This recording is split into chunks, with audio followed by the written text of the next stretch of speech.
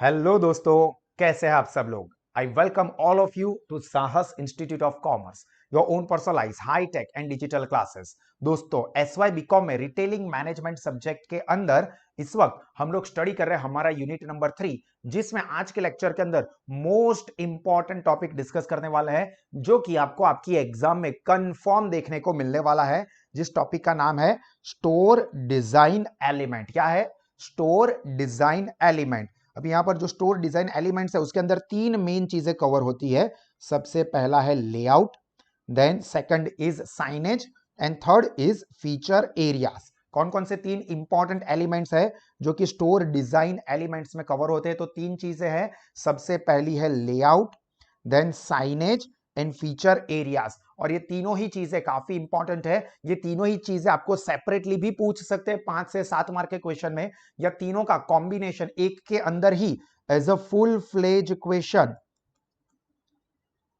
आपको 10, 12 या 15 मार्क तक आ सकता है। तो मैं यहां पर ये तीनों ही चीजें आपको 3 सेशन में समझाऊंगा, जिससे कि आपको ये पता चल जाए तीन सेपरेटली भी आ सकते हैं या तीनों का कॉम्बिनेशन एक क्वेश्चन में भी आ सकता है, बट किसी ना किसी फॉर्म में आपको एग्जाम में देखने को मिलेगा। ये बात 100% कंफर्म है। देखिए, सबसे पहले हम लोग बात करते हैं लेआउट की। तो लेआउट के अंदर तीन चीजें आती है। तीन तरह के लेआउट होते हैं। ये टाइप्स ऑफ लेआउट करके भी पूछ सकते हैं, या write a brief note on layout for store design. तो पहला है grid layout, second is race track layout and third is free form layout. क्या है तीन चीजें, तीन तरह के लेआउट? पहला है grid layout, then race track layout and free form layout. अभी ये जो चीजें है ये हम लोग नेक्स्ट वाले सेशन में जो स्पेसिफिकली इसके ऊपर ही रखेंगे उसमें डिस्कस करेंगे। अभी फिलहाल हम लोग जो लेआउट है उसके बारे में समझते हैं। तो retailers use 3 types of layout, जिसमें सबसे पहला है ग्रिड लेआउट। तो देखो, ग्रिड लेआउट हैज, मेन चीज ये आनी चाहिए आपके आंसर में, parallel aisles with merchandise on the shelves on both the side of the aisles. ये ध्यान से समझना है। And cash register are located at the entrance और एग्जिट ऑफ द स्टोर्स। इसका सिंपल एग्जांपल आपने जो कि बहुत सारी जगहों पर देखा हुआ हो, यहां पर देखो, ये फोटो मैं आपको दिखा रहा हूं, जिसमें क्या है, देखो आप यहां पर बीच में चल सकते हो और उसके दोनों साइड पर आपको जो प्रोडक्ट होते हैं वो देखने को मिलेंगे। देखो, आप बीच में चल सकते हो और बीच में चलने के आजू बाजू आपको क्या दिखेंगे? प्रोडक्ट दिखेंगे। डीमार्ट में भी आपने ये चीजें देखी हुई होगी। और जो कैश काउंटर है वो एंड पे, यहां पर देखो, ये कैश काउंटर कि यहां पर सब लोग ऐसे लाइन में, पूरी लाइन में घूम सकते हैं और आखिर में यहां पर कैश काउंटर आपको देखने को मिल जाएगा। जो कि आपने अगर डीमार्ट की विजिट की हो तो ये चीज आपने देखी होगी, जो कि किस तरह का लेआउट होता है। डीमार्ट के अंदर जो प्रोडक्ट को डिस्प्ले किया जाता है, that is grid layout. The grid layout is well suited for the customers who are primarily interested in utilization benefits offered by these stores. They are not interested in the hedonic benefits provided by the visually exciting designs. They want to easily locate the product they want to buy. ये important चीज है कि उनको जो product चाहिए वो उनको easily दिख जानी चाहिए। तो ये आइल्स या एसल्स जो हम बोलते हैं उसके अंदर, यानी कि ग्रिड लेआउट, उसके अंदर क्या होगा कि जो भी प्रोडक्ट है वो चलते जाओ, आजू बाजू तुरंत आपको जो चाहिए वो दिख जाएगा। And they make their purchase as quickly as possible. मतलब ये देखा, ये पसंद आएगा, उठा के रख दो, ये खरीदना था, ये दिखा, रख दो, ये रख दो, ये रख दो, फटाफट। आप देख रहे हो, आपने खुद ने डीमार्ट में ऐसा एक्सपीरियंस किया होगा। Most supermarkets and full line discount stores use the grid layout because this design enables their customer to easily find the product they are looking for and minimize the time spent on shopping tasks that most do not enjoy. मतलब shopping के अंदर जो unnecessary time waste होता है, कहां पर है ये प्रोडक्ट, कहां पर है, दिख नहीं रही है, पीछे पीछे पीछे नहीं, पूरा आप चलते जाओ, सामने ही जो चीजें मेन है वो आपको सीधा सीधा सामने ही दिखती जाएगी। तो यहां पर आपका टाइम बचेगा। The grid layout is also cost efficient. Cost efficient. There is less wasted space with the grid layout than with other layouts because the aisles या एसलेस, इसका प्रोनाउंसिएशन ध्यान रखना, आइल्स भी कह सकते हैं, आइल्स या एसलेस, दोनों ही सही है, एक अमेरिकन इंग्लिश के हिसाब से, एक ब्रिटिश इंग्लिश के हिसाब से।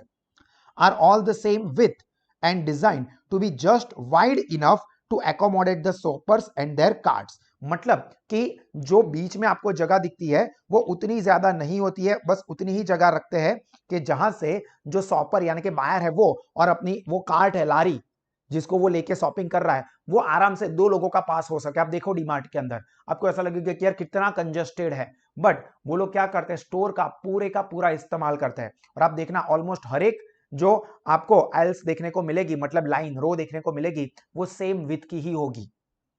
Finally, because the fixture are generally standardized, the cost of fixture is low.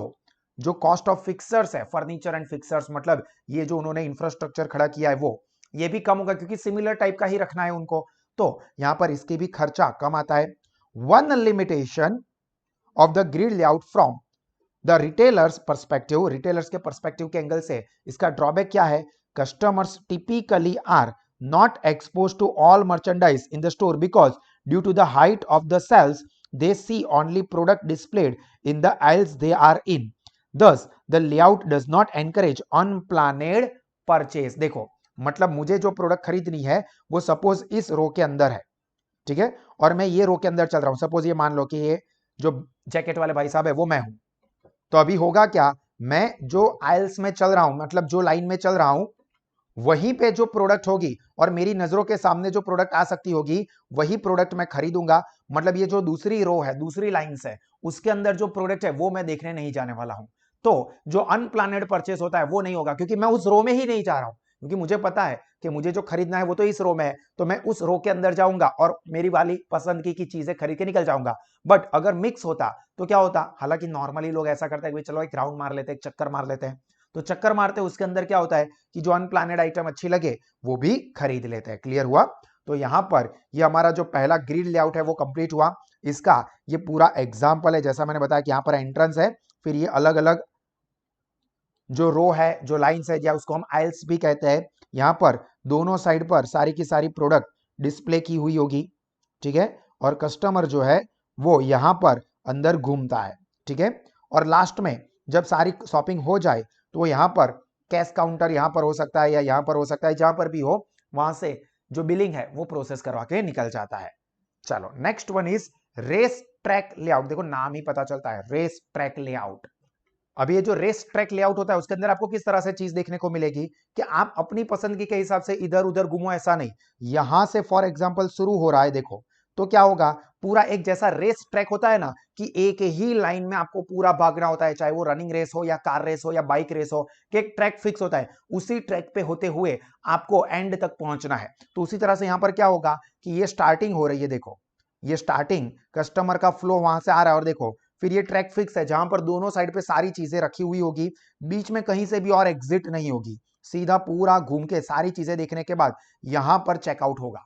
मतलब ये ट्रैक फिक्स हो गया कि इसी ट्रैक पर कस्टमर को आना है, इसी ट्रैक पे कस्टमर को जाना है और यहां से ही बाहर निकल पाओगे। इसका आपको बेस्ट एग्जांपल मैं बताऊं तो अगर आप मल्टीप्लेक्स मॉल के अंदर जो मल्टीप्लेक्स है उसके अंदर मूवी देखने गए हो, तो आप देखना कि जहां पर भी आप मल्टीप्लेक्स में मूवी देखने जाओगे ना, तो उससे पहले अगर कोई गेम जोन होगा तो गेम जोन के बाजू में से आप मूवी थिएटर में जाओगे, मूवी थिएटर में से आप मूवी खत्म होने के बाद निकलोगे ना, तो एग्जिट आपको ऑलमोस्ट इस तरह से दी हुई होगी कि जो फूड कोर्ट है ना वहां पर आप निकलो।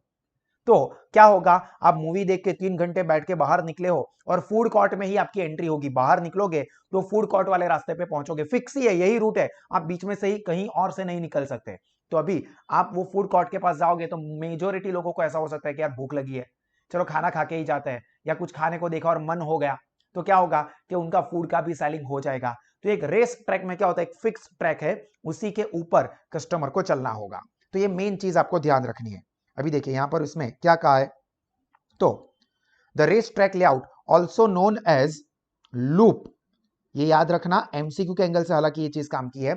लूप का मतलब ही होता है रेस ट्रैक, ठीक है, एक पूरा राउंड होता है तो उसको कहते हैं लूप, तो ये चीज आपको ध्यान रखनी है। Is a store layout that provides a major एल्स that loops around the store to guide customer traffic around the different department within the stores। मतलब आपको हर एक डिपार्टमेंट से होता हुआ ही आपको ट्रैक मिलेगा, आप अपनी मर्जी के हिसाब से ये लाइन में गए फिर ये रो में गए, जैसा हमने पहला जो देखा उसके अंदर था उस तरह से नहीं। पहला ग्रिड व्यू में क्या देखा कि हम लोग हमारी मर्जी के हिसाब से हमारी जो पसंद की आइटम है वहां पर जाएंगे, जब इसमें क्या है कि एक फिक्स ही रूट है, उसके अलावा आप और कहीं पर भी मूव नहीं कर सकते। Cash register station are typically located in each department bordering the race track and pay. The race track layout facilitates the goal of getting customers to see the merchandise available in multiple department. ये main चीज है कि इससे क्या होगा कि पूरा track आप घूमोगे तो कस्टमर सारे के सारे जो मर्चेंडाइज अवेलेबल है, सारे के सारे प्रोडक्ट जो अवेलेबल है, वो सारे के सारे देखे। उसको जो खरीदना है वो तो वो खरीदने ही वाला है, पर दूसरे भी प्रोडक्ट वो देखेगा तो हो सकता है कि वो भी खरीदने का उसको मन कर दे। That encourage the unplanned purchasing. As customers go around the race track, their eyes are forced to take different viewing angles rather than looking down one aisles as in the grid design. Grid design में क्या होगा कि एक line में जहां पर वो जा रहा है वहीं पे वो देख पाएगा, दूसरी लाइन में तो उसकी मर्जी है तो जाएगा, नहीं है तो नहीं जाएगा। जबकि रेस ट्रैक में तो क्या होगा कि उसको वो पूरा ट्रैक, पूरा लूप खत्म करके ही एग्जिट पर निकलना होगा, तो बीच में से वो अपनी मर्जी के हिसाब से कुछ भी चेंज कर ही नहीं सकता, क्योंकि ट्रैक ही एक है, आईएलसी एक है जो कि पूरा सभी जगह से घूमती हुई जाती है। Low fixtures are used so that customers can see merchandise beyond the product displayed on the racetrack. The newest items are featured on the aisles to draw customers into the department and around the loop. मतलब जो नई नई product है उसको ज्यादा अब आगे रखेंगे कि वो देख के कस्टमर की नजर वहां पर अट्रैक्ट हो जाए। To lead the customer along the racetrack is wider than other aisles and defined by the change in flooring surface or color. For instance, the aisles flooring in the stores is marble like tile, whereas the department floors vary in material, texture, floor, color depending on the desired ambience. मतलब जो department का जो ambience जरूरी होता है उसके हिसाब से वो ऑब्वियस है कि इंटीरियर चेंज करेंगे। Since many department stores customers seek hedonic benefit, they typically spend more time shopping at the department store and more time they spend, the more they buy. Kohl's has modified the race track layout to increase the shopper's convenience and provide more utilitarian benefit to time poor customer। मतलब जिनके पास time कम है उनको ऐसा होगा कि नहीं पूरा घूमना ही पड़ेगा, तो वो लोग पसंद नहीं करेंगे रेस ट्रैक को। क्यों? क्योंकि मुझे खरीदना ही है, बट यहां से एंटर हो गए मुझे पूरा घूम के ही जाना पड़ेगा। डीमार्ट में क्या होगा कि मैं सपोज यहां से एंटर हुआ और मुझे जो प्रोडक्ट चाहिए वो यहां पर है, तो मैं सीधा यहां पर जाऊंगा, प्रोडक्ट खरीदूंगा, सीधा वापस आऊंगा।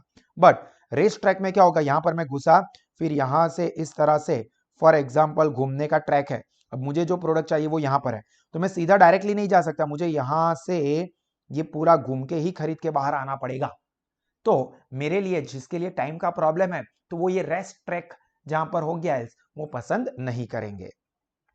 देखो जैसा मैंने आपको समझाया कि सपोज यहां से एंट्री होती है तो ये पूरा घूम के ऐसा भी कर सकते हैं कि भाई यहां से यहां पर आके फिर यहां से एग्जिट लेनी है।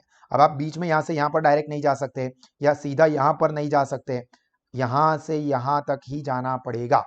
इस तरह से कुछ लेआउट बनाया जाता है। And then free form layout, आखिरी वाला free form layout, also known as boutique layout, arrange fixtures and aisles in an asymmetric pattern. It provides an intimate relaxing environment that facilitates the shopping and browsing। browsing मतलब search करना। देखो आप आपकी मर्जी के हिसाब से बहुत स्पेसियस आपको देखने को मिलेगा, ये एंट्रेंस है, आपको जहां पर भी जाना है वहां पर जा सकते हैं। फ्री फॉर्म, ऐसा नहीं कि आपको ऐसे ही जाना पड़ेगा, आपकी मर्जी, योर लाइफ योर रूल्स, आपकी मर्जी के हिसाब से घूमो। देखो However, creating this pleasing shopping environment is costly, क्योंकि देखो कितनी सारी स्पेस ऐसे ही जा रही है, कम प्रोडक्ट कम आर्टिकल्स रख पाओगे, स्पेस ज्यादा जाएगी, हर एक के लिए अलग अलग फिक्सर्स यानी कि फर्नीचर बनाना पड़ेगा, तो ये थोड़ा कॉस्टली होता है, ये हमेशा याद रखना। Because there is no well defined traffic pattern as there is an racetrack or grid layout, customers are not naturally drawn around the stores and personal selling becomes more important to encourage the customer to explore the merchandise। मतलब customer यहां से यहां तक क्यों जाए, तो obvious है कि लेआउट वाले में क्या होता है, ग्रिड लेआउट है या रेस ट्रैक है, भाई कस्टमर को यहां से सबके पास होके ही जाना पड़ेगा, तो वो सारी चीजें एक्सप्लोर करेंगे। बट यहां पर क्या होगा, कस्टमर अपनी मर्जी से कहीं पे भी जा सकता है, तो वो यहां पर जाए उसके लिए क्या करना होगा, तो जो वहां पर सेल्स पर्सन होगा उसको एनकरेज करना होगा कि भाई आपने ये टॉप्स देखे, बहुत ही बढ़िया टॉप्स है, जाओ जाके चेक कर लो, या चलो मैं आपको दिखाने ले जाता हूं। मतलब पर्सनल टच जो है वो ज्यादा इंपॉर्टेंट हो जाता है। In addition the layout reduce the amount of merchandise that can be displayed. यहां पर जो मर्चेंडाइज है वो भी कम डिस्प्ले होंगे, मतलब जो गुड्स है वो कम डिस्प्ले होंगे, एक्सपेंस ज्यादा हो जाएगा, पर्सनल सेलिंग ये ज्यादा इंपॉर्टेंट हो जाएगा। इसका मतलब ओवरऑल आप देखने जाओ तो इसके अंदर आपको नेगेटिव चीजें ज्यादा देखने को मिलती है। क्लियर हुआ? तो यहां पर दोस्तों जो हमारे लेआउट के टाइप्स है वो कंप्लीट हुए। आई होप दोस्तों कि ये सारी चीजें आपको समझ में आ गई होगी। इसका जो सेकंड पार्ट है वो हम इसके बाद वाले सेशन में देखेंगे, तो वो भी आपको जरूर से देखना है, जो कि आपको मिलेगा एक्सक्लूसिवली हमारी साहस स्मार्ट स्टडीज एप्लीकेशन के ऊपर। तो आप और आपके फ्रेंड्स जिन्होंने अभी तक साहस ऐप को सब्सक्राइब नहीं किया है या साहस इंस्टीट्यूट के ऑफलाइन या ऑनलाइन मोड के एक्सलेंट एजुकेशनल फीचर्स को एक्सपीरियंस नहीं किया है, तो आज ही साहस इंस्टीट्यूट के साथ जुड़े, लोवेस्ट फीस में बेस्ट क्वालिटी के एजुकेशन के साथ अपना नॉलेज, रिजल्ट और करियर तीनों ही टेरिफिक लेवल पे बढ़ाइए। God bless you all and wish you all the very best for your exam. Jai Hind.